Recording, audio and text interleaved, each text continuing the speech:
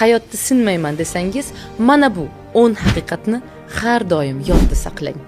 Agar qulay vaqtni kutib yashasangiz, umringizni behuda sarflab yuraverasiz. Shunchaki boshlang. Hech kimga hali o'xshamagan rejalaringizni aytmang. Shunchaki sir tutishni va sabr qilishni o'rganing.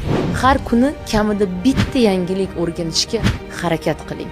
Shunday bo'lmasa, bilingki shu kunni yashamabsiz. Hayotingizni o'zgartirishni boshlaganingizda atrofingizdagi 95% insonlar sizni tanqid qiladi yoki shunchaki sizni tark etishadi. Qachon siz 10 karra baxtliroq bo'lasiz? Qachonki ota-onangizni baxtsizligingizda ayblashdan va muammolaringizda ularni sababchi qilishdan to'xtasangiz, shartsiz sevishni o'rgansangiz, qabul qilsangiz va xafa bo'lishni bas qilsangiz. Hayotingizda bo'layotgan har qanday vaziyatda mas'uliyatni o'z bo'yningizga olib, birovlarni ayblashdan to'xtab, yetuk inson pozitsiyasiga o'tasiz.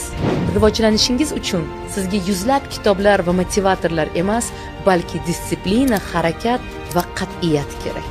Yer yuzidagi eng qiyin ish orzularingiz ortidan borish, eng osoni esa nolish va aybdorlarni izlash ekan. To'g'ri investitsiya qiladigan, o'z sog'lig'iga be'tibor bo'lmagan, muvaffaqiyatli va energiyaga boy insonlar atrofingizda qancha ko'p bo'lsa, siz shunchalik tezroq rivojlanasiz. Bekorchi do'stlardan, g'iybat va dedidan foyda yo'q. O'zingizni eng yaxshisiga loyiq deb biling. Menyuga qaraganda narxiga emas, qalb xohishiga e'tibor bering.